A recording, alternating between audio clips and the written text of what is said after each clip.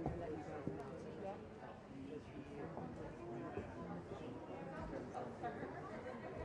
thank you. That's perfect. Thank you. Guys.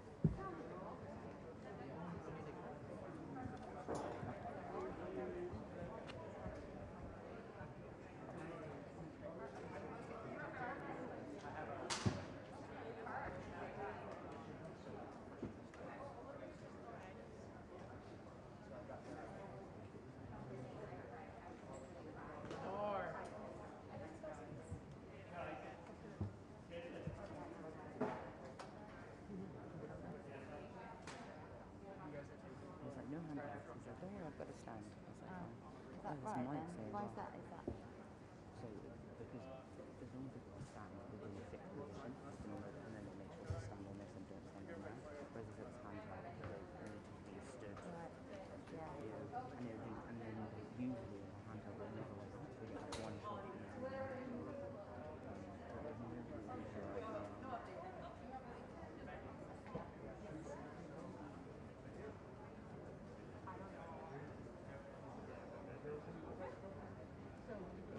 They were very angry.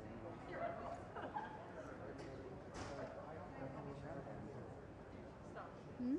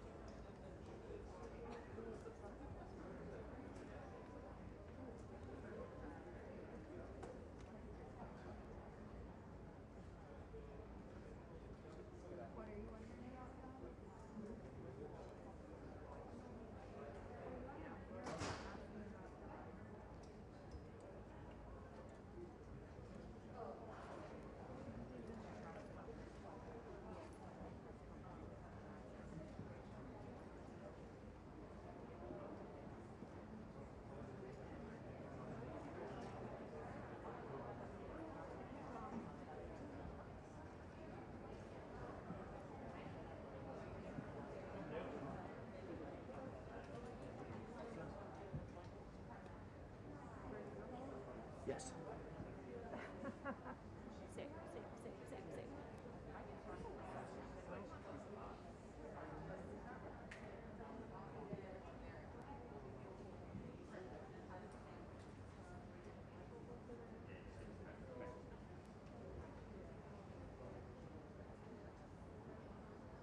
So hot in here. Who's this? Yes.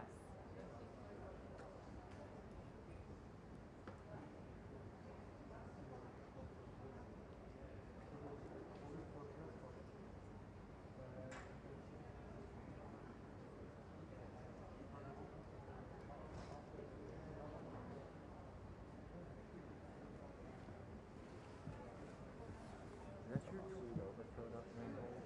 Tweet over green. You know what? It sounds like it's a great piece, but it's not on that. It must be someone. I was wondering if it was one of your pieces of gear that you were going to get. Otherwise, I'll bring it down and find out what it is. Okay, great. No, not mine. I do have a question. Do you anticipate? Okay. Do you anticipate the staff having to look for clothes wraps? No. You don't. No, because I gotta transfer. I'm giving all the people this stuff, so I gotta like do it. It should take me 30 seconds. If they're loaded already. Delegation 2 and Press Bus and Whammo are going out that way. Only support people go out this way. So that makes sense. Support van follows Whammo with the EA team and Ash and Kepler and Adam. Got it. All Everyone of else them. goes. Yeah, including Whammo. I don't know where your group goes, but It's going with Olivia, which is probably the press stuff too. Yeah. thanks. Yep. You guys hear that?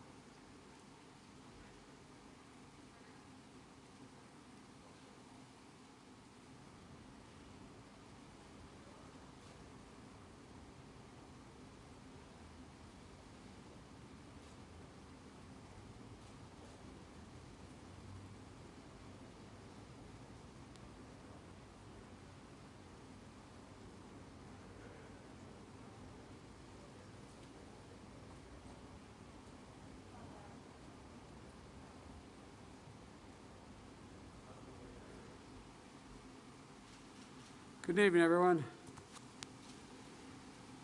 Well, we're preparing to wrap up another busy day in Scotland. I think we got a lot done. We have a lot of good substantive meetings, and with my fellow leaders, and most of all, it was critically important for the United States to be here. At COP26, back in the Paris Agreement, raising domestic climate ambitions and demonstrating a commitment to support the rest of the world, particularly those countries that are on the front lines of the climate crisis. Today I spoke with leaders of forested nations, island nations, developing countries. My message to them was the United States is going to be their partner as we meet this climate crisis. And I want to thank the United Kingdom and Prime Minister Johnson for hosting us, hosting the world at a critical moment, as well as I met with Prince Charles, who's put together a very significant operation over the last 6-7 years of trying to bring in the private sector to work on a number of these issues. Glasgow must be the start, as you're tired of hearing me say it, but a decisive decade of action so we can keep the limit of 1.5 degrees within the reach of us and the rest of the world. We have to keep accelerating our progress. Today's agreement by more than 100 countries, representing 85% of the world's forests, to halt and reverse deforestation by 2030, is a great example of the kind of ambition we need, and the United States is proud to have initiated and supported it. For our part, the United States is going to keep raising the ambition and delivering the goal that we are reducing U.S. emissions by 50 to 52%, as Secretary Kerry's talked about, from the 2005 levels by 2030. This decade, we have to make significant progress. And by the way, I might note parenthetically, I can't think of any 2 days when more has been accomplished dealing with climate than these 2 days. Overall, the past 2 days, I've announced a series of initiatives that are going to make sure we hit the target of including today 2 new rules to reduce methane losses from new and existing oil and gas operations and from natural gas pipelines.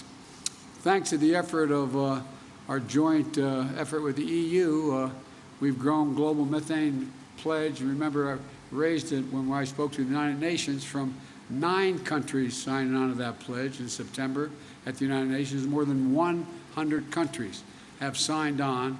It's about half the world's methane emissions, 70% of the world's global GDP.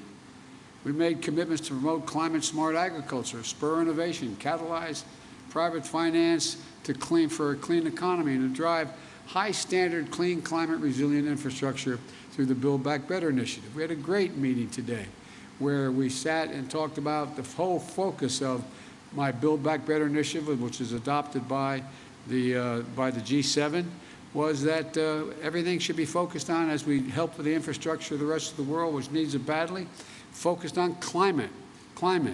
The example is if you build an oil well, if you build a gas or oil refinery, you're going to have that for the next 30 years. Well, why not invest now if we're going to provide for the help for nations in solar capacity or wind capacity? So the point is, although we also brought through the new President's Emergency Plan for Adaptation and Resilience. We called it, I'm getting tired of acronyms, I have to admit to you, but it's called a PREPARE. We're going to support climate adaptation efforts of more than 500 million people worldwide. We also released our overall long-term strategy that outlines how we'll get to net zero emissions by 2050. You know, we know that this must be a whole of society effort. I'd also want to thank the representatives from the private sector and from labor and philanthropies, civil societies who are dedicating themselves to the climate action efforts we're all making here. That leadership, together with action by state and local and tribal governments, has been essential in the United States. That's why, despite the previous administration's pulling us out of the Paris Agreement and refusing even to acknowledge there was a climate crisis, we still brought down emissions during that period. I also want to acknowledge the passion and power of the young people and the activists who are doing such vital work to remind us of our moral obligation to future generations. But look, as I said yesterday, it's not just a moral imperative, it's an economic imperative as well. Investing in our clean energy future is an enormous opportunity for every country to create good-paying jobs and spur a broad-based economic recovery. As I've said, you've heard me say before, my colleagues as well, when I think of climate crisis, I think of jobs. And that's what the Build Back Better framework will do for the American people. It's going to bring historic investment in clean energy, addressing the climate crisis. It's going to cut greenhouse gas emissions by well over a gigaton by 2030. It's going to save consumers money in their energy bills and with tax credits for things like installing solar panels and weatherization of their homes. It's also going to provide manufacturing credits to make sure the United States is competing in energy markets of the future like solar panels and wind turbines. It's also going to accelerate electric vehicles and electric school buses and build a nationwide network of 500,000 charging stations to power them. It's about jobs. It's about competitiveness versus complacency. It's about making the world safer, cleaner, healthier, a place for our children and children all around the world to look to the future in a way that they can't now. And so there's so many other things that have happened today that I feel good about.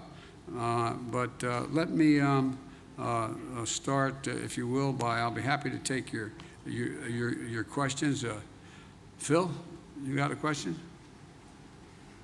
I'm watching on TV a lot. Thank you very much, Mr. President. You noted your disappointment with Chinese actions on climate in Rome. and also the lack of willingness for Chinese President Xi Jinping to show up at either the G20 or COP26. But I wanted to ask more broadly, when you assess where things stand right now in U.S.-China relationships after your first 10 months in office, your diplomats have had difficulty engaging in a substantive manner with some of their counterparts. You have a Chinese military that has tested a hypersonic missile this summer. It is building its nuclear capability. What is your general assessment of where things stand, and are you concerned that the potential for armed conflict has grown over the course of your first 10 months in office? Well, let me start off by addressing the first part of, if not the question, the statement. And that is that I indicated that China and Russia not showing up in Saudi Arabia was a problem. We showed up. We showed up. And by showing up, we've had a profound impact on the way I think the rest of the world is looking at the United States and its leadership role. I think it's been a big mistake, quite frankly, for China, with respect to China not showing up. The rest of the world is going to look to China and say, what value added are they providing? And they've lost an ability to influence people around the world and all the people here at COP. The same way I would argue with regard to Russia. With regard to the more profound question about, am I worried about an armed conflict or some that accidentally occurring with China? No, I'm not, but I have had, as I've said before, and I think we've talked about this, Phil, but I may be mistaken, I think, as I've said, I look at China, and I've had hours of conversations with Xi Jinping, both in person when I was vice president and since I've been president, at least 5 or 6 hours worth of conversations on the telephone. And I'm going to be having a virtual summit with him. I've made it clear, this is competition. It does not have to be conflict. There is no reason there need be conflict. But I've also indicated to him, and I'm not reluctant to say it publicly, that we expect him to play by the rules of the road. We're not going to change our attitude toward Constitution, international airspace, international sea lanes, et cetera. We also have made it clear that we have to work on dealing with things like cybersecurity and a whole range of other issues. But I'm not looking for, I don't anticipate there will be a need for there be physical conflict. But you know, as you've heard me say this before, my dad had an expression. He said the only conflict worse than one that's intended is one that's unintended. One that's unintended. And so in my meetings with him virtually coming up, we haven't set the exact date yet, I want to make sure there's no misunderstanding. It's competition, not conflict, and so there's no unintended. Yeah, Peter? Mr. President, you're touting on this visit your $1.75 trillion plan that includes climate, but your party is still not united behind it. Senator Joe Manchin yesterday called it budget gimmicks, shell games, and a recipe for economic crisis. Today he said he never signed off on the framework. So do you have a specific commitment from Senator Manchin to support your Build Back Better bill, yes or no, and how do you respond to those criticisms? And I have a quick follow-up.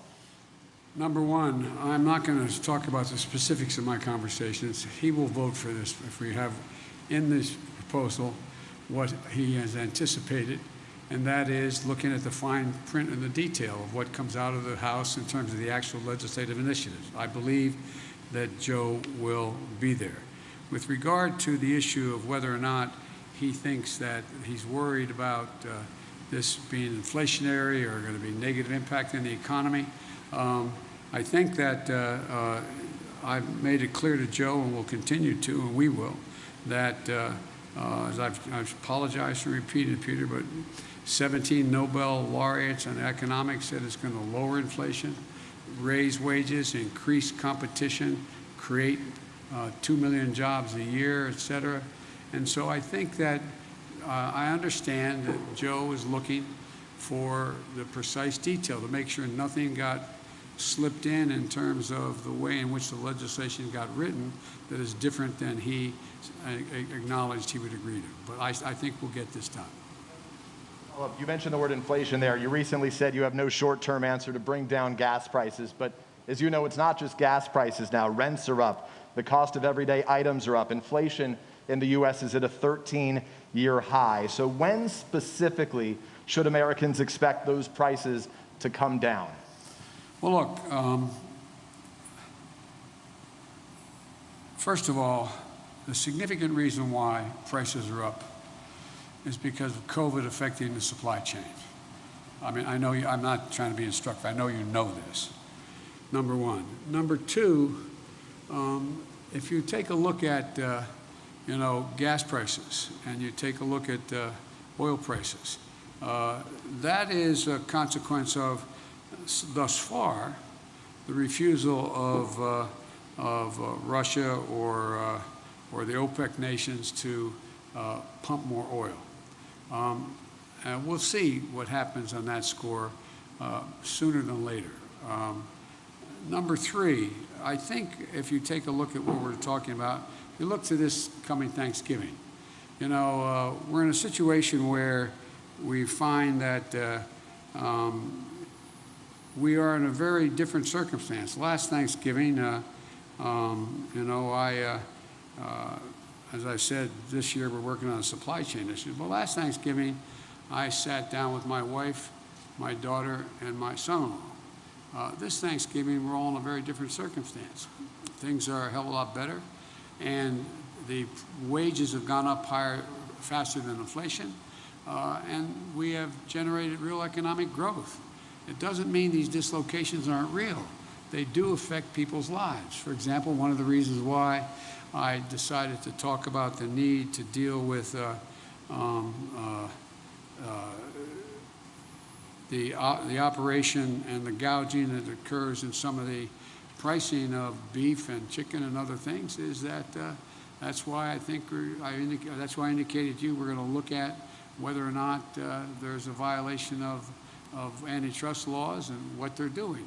So there's a lot to look at, but the bottom line is that I think and anyone who would prefer, as bad as things are in terms of prices hurting families now, trade this Thanksgiving for last Thanksgiving. Jen Epstein, Wall Street Journal.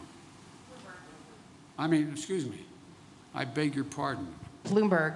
I hope I got it. I got it. Thank you. Especially since my granddaughter works for you guys in a different circumstance. So I got it. I'm in trouble. Well, I'm going to ask a very Bloomberg question to begin, which is, have you decided who you will nominate to chair the Federal Reserve Board? And if not, can you speak a little bit about what you're thinking about as you consider your choice for Fed chair and the other seats that are open? This is the latest that a president has gone without nominating somebody the year before a nominee needs to be selected. And are you concerned about potentially having a short timeline, especially if you're not going to re-nominate Jay Powell?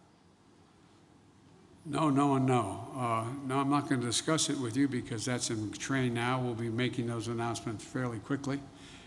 It's been in train for some time, number one. Number two, I also would indicate that I think we're going to have plenty of time to make sure all the major nominees are able to be cleared in time where their terms would expire. And number three, I've given a lot of thought to it. And I've been meeting with my economic advisors on what the best choices are. We've got a lot of good choices, but I'm not going to speculate now. Nancy, CBS? I think you had your hand up. I'm sorry. Did you? Yep. Thank you very much, Mr. President.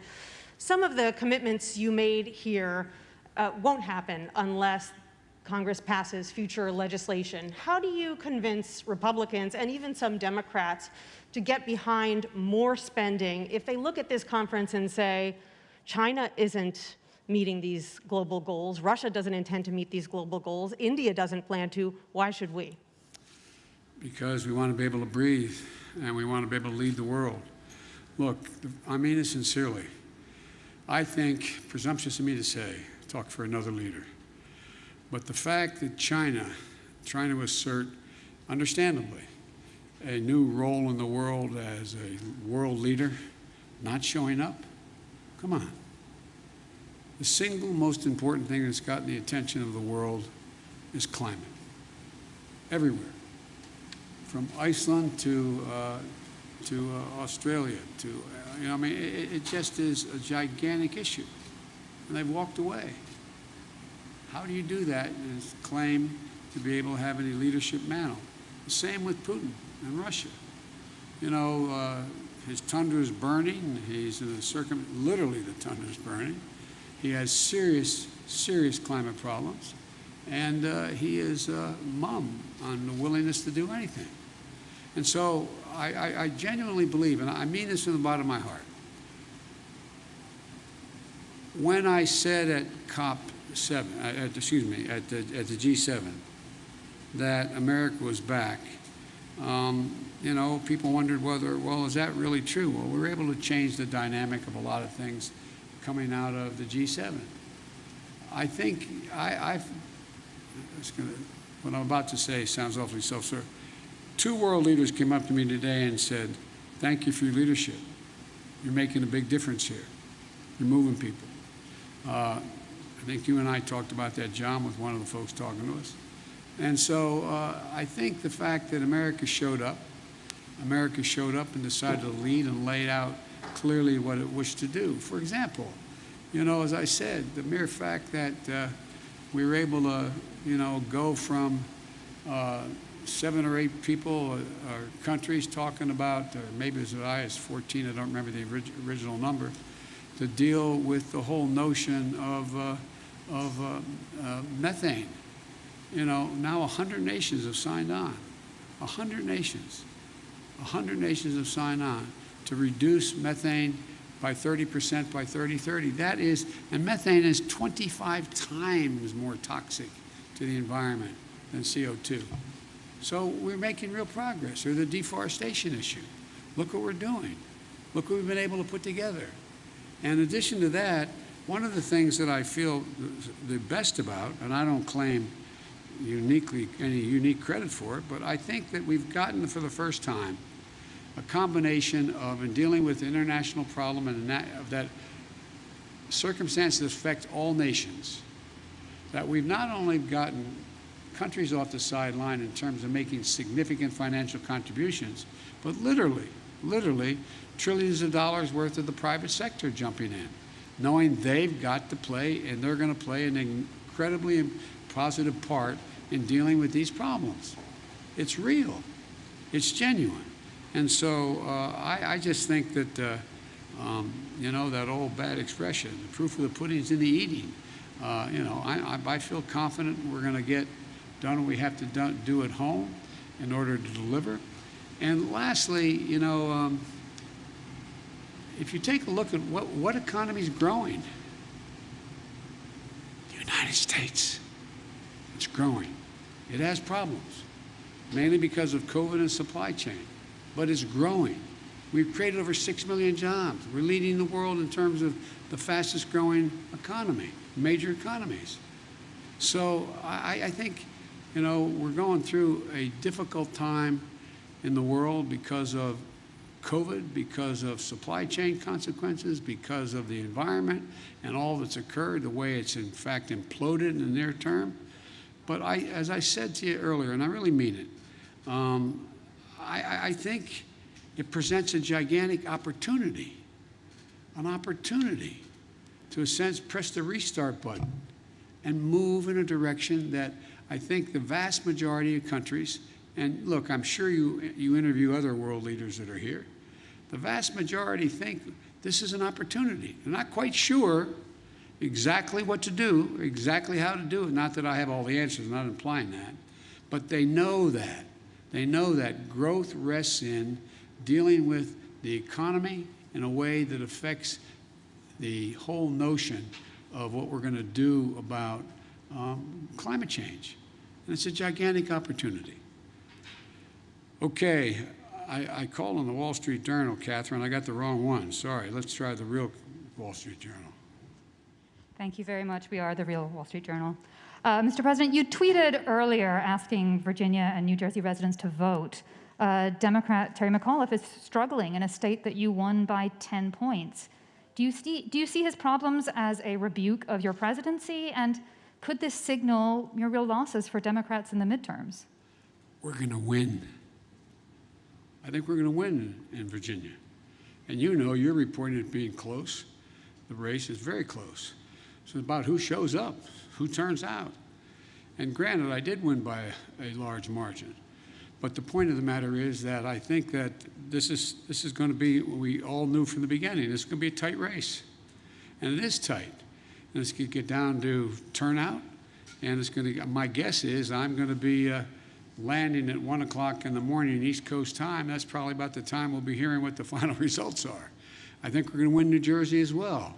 But look, you know, the off year is always unpredictable, especially when we don't have a general election going on at the same time. That's been the case up and down, you know, for a long time, especially as Virginia's turned more and more blue. But having said that, I don't believe, and I've not seen any evidence that whether or not I am doing well or poorly, whether or not I've got my agenda passed or not, is going to have any real impact on winning or losing. Even if we had passed my agenda, I wouldn't claim we won because Biden's agenda passed. So, but I think it's I think it's going to be very close. I think it's going to get down to, as you all know, turnout. And I think that based on what I have heard so far, it's awful hard for me to be prognosticating, which I don't like doing as president anyway, from overseas. But I think, I hope that every eligible voter in Virginia and New Jersey shows up and votes. And the more of them that do, the better off I think our chances are. And I think we're gonna win. Okay. All right. NPR. Scott. Oh, hey. You mentioned climate activists before, and I want to ask something about them. You're touting agreements. Other world leaders have touted agreements. But the atmosphere around the conference here is skeptical, and it's pretty angry. Climate activists feel like decades and decades of COPs have led to broken promises, and they feel like even if all of these goals are reached that you're talking about the last few days, it's just not enough right now. And I'm wondering what you would say to the people outside who are really angry at this conference, especially at this moment, where Joe Manchin has expressed, has created more doubt that your climate legislation will pass, and you've got a very conservative Supreme Court about to take a look at whether your EPA can regulate greenhouse gas emissions. What's your message to people outside who just worry this all isn't enough right now, given the crisis? Well, first of all, I think anyone who is focused on the environment should be worried. We've got a lot more to do beyond what we've done. We've done more than we've ever done, though. That's the point. And more has to be done. And I didn't have a single member of this conference come up to me and say, are you going to pass what you have, and what do you think how's that going to affect, and what are you going to do? What they're looking at is what, in fact, has happened in terms of everything from dealing with deforestation to what we're going to do on Build Back Better and how we've been able to focus now. I mean, when's the last time you heard world leaders sit down together and agree that what they're going to do is when they deal with the needs of the infrastructure of other countries, that they're going to focus first and foremost on whether or not what the climate impact is on that. So I think, look, this is there's a reason for people to be worried. I'm worried. I'm worried if we don't continue to move forward and make the kind of progress we're now making, that it's going to, I mean, we throw into jeopardy the prospect that we're going to be able to keep the temperature from rising above 1.5 degrees Celsius. But I'm optimistic because I think there's how can I say it? I guess maybe the best way to say it to you, Scott, is what I feel is that the populations of each of our countries have a different perspective than they did at COP25. I think there is, I mean, not because of necessarily any of the leaders of any of our countries, including mine, that all of a sudden people are seeing these things happening they never thought would happen. They're seeing people drown in their basements in Queens, New York because of flooding and rain.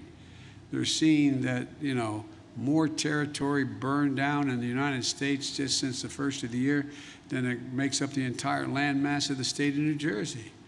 They've seen hurricane with top winds of 178 miles an hour. I mean, so they're looking at these things. They're seeing more, the water's warming. They're seeing a whole range of things occurring around the world that haven't happened.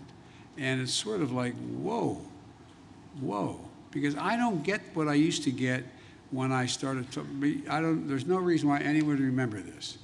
But back when a fine Republican, a guy named Dick Lugar, was from the state of Indiana, and he and I were either the chairman or ranking members of the Foreign Relations Committee.